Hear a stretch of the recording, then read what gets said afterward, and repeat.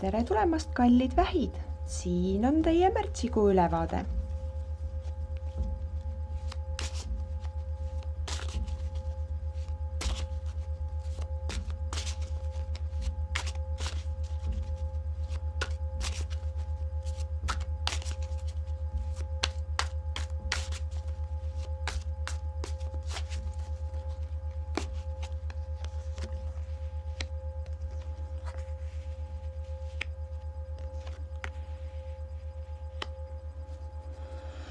No nii, kallid vähid, kui te nüüd olete eelnevat kuud suutnud enda muretsemise protsessi jälgida ja parandada ehk siis sellest üle olla, siis sellel kuul te saate selle tulemusi vilju nii-öelda nautida täiel määral, te isegi ei kujuta ette, kui suurel määral, siis palun, kui sellised positiivsed muutused teie elus nüüd selle kuu jooksul toimuvad, tuletage meelde seda, kuidas te muretsesite, üle mõtlesite ja kui kergesti see tuli siis, kui te seda ei teinud. Ehk siis praegu on vähil väga hea kuu, mis tähendab seda, et te tunnete ennast finantsiliselt üle pika aja kuidagi just nagu stabiilsena.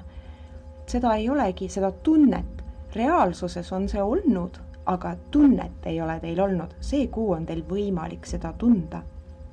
Samamoodi lubab see kuu teile väiksemat, kuid siiski mõjukat lisasissetulekut või mingisugust ootamatut lisaraha.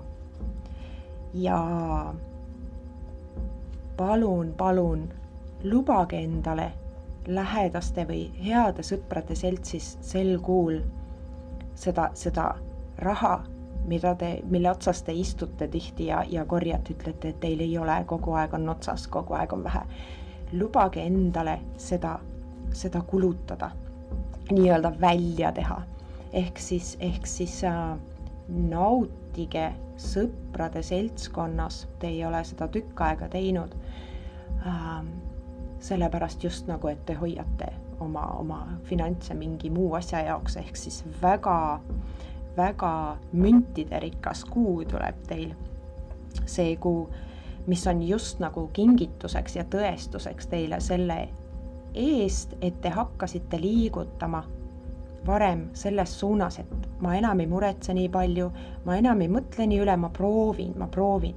Kui me proovime, kui me teeme selle sammu, me vähemalt üritame, siis nii-öelda kingituseks meile antakse kohe, näidatakse, et näed, see toimib. Ja hoidke seda kurssi. Te näete, et see toimib.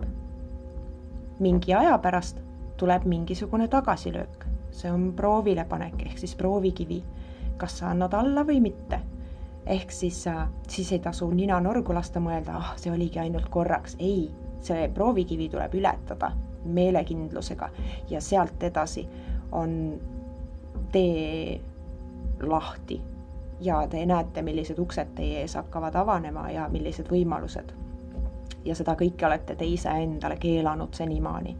Ehk siis nautige see kuu ja olge tänulikud oma lähedaste eest, kes on teie kõrval, teiega koos, ilma midagi vastu ootamata. Aitäh ja olge hoitud!